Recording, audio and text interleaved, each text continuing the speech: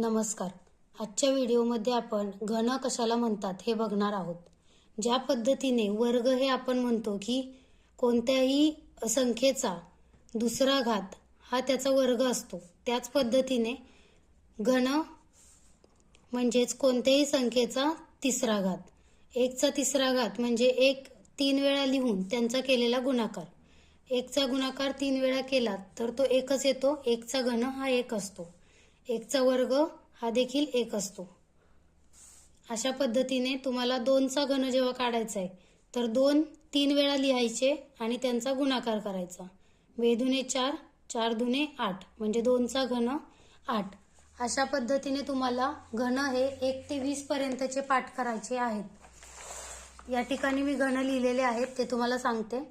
1चा घन 1, 2चा घन 8, 3चा घन 27, 4चा घन 64, 5चा घन 125, 6चा घन 216, 7चा घन 343, 8चा घन 512, 9चा घन 729, 10चा घन 1000. या पद्धतीने घनांचं वाचन करायचं आहे.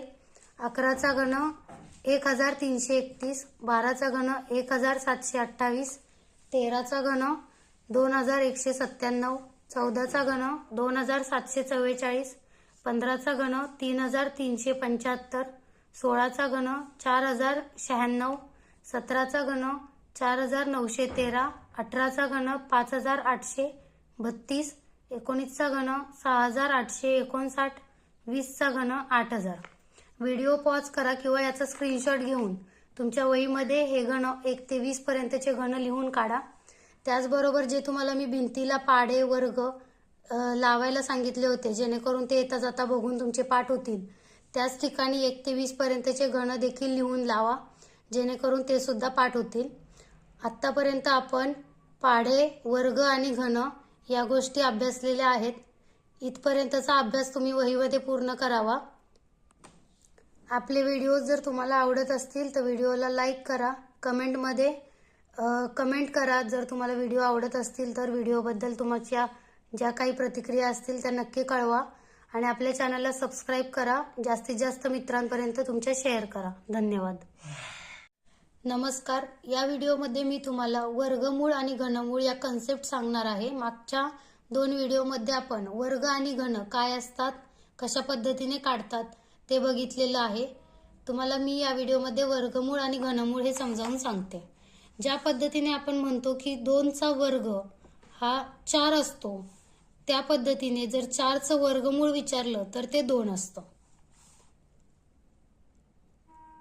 त्याचबरोबर 5चा वर्ग जर आपण 25 म्हणतोय तर 25चं वर्गमूळ हे 5 असणार आहे.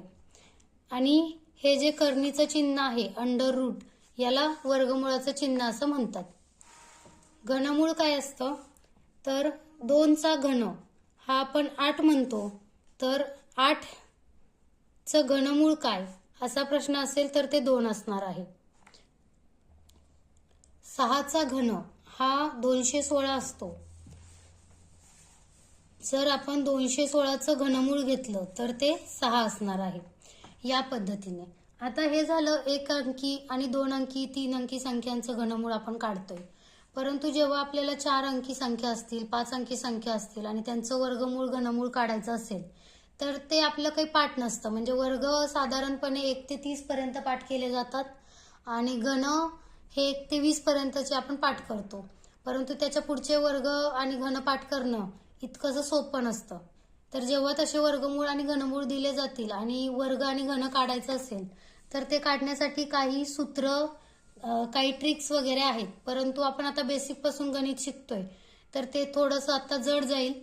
त्यामुळे आता सध्याला तुम्ही फक्त वर्ग 1 ते 30 पर्यंतचे पाठ करा आणि 1 ते 20 पर्यंतचे घन. वर्गमूळ आणि घनमूळ यांची फक्त संकल्पना समजून घ्या तुम्ही या व्हिडिओमधून. ठीक आहे. यानंतरच्या व्हिडिओमध्ये आपण बेरीज वजाबाकी हे क्रमाक्रमाने शिकूया. आत्तापर्यंत तुमचा अभ्यास हा 1 ते 100 पर्यंतचे अंक अक्षरात लेखन, 1 ते 30 पर्यंतचे पाढे, 1 ते 30 पर्यंतचे वर्ग आणि 1 ते 20 पर्यंतचे घन इथपर्यंत तुमचं लेखन झालेलं असेल आणि सोबत सोबत ते पाठ करत चला. आणि जर अजूनही आपल्या चॅनलला सबस्क्राईब केलं नसेल तर नक्की आपल्या चॅनलला सबस्क्राईब करा, लाईक करा आणि कमेंट करा. तुमच्या कमेंट ह्या मला अधिकाधिक व्हिडिओ बनवण्यासाठी प्रेरणा देत असतात. त्यामुळे नक्की कमेंट करा, तुमच्या प्रतिक्रिया कळवा. धन्यवाद.